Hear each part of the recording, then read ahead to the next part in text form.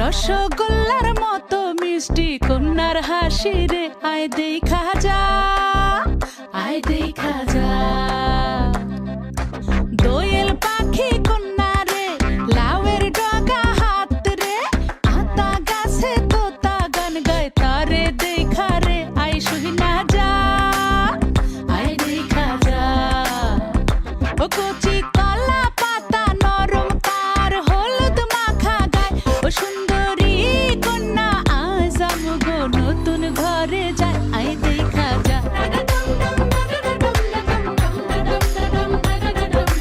নতুন ঘরে যায়, আয় দেখা যা।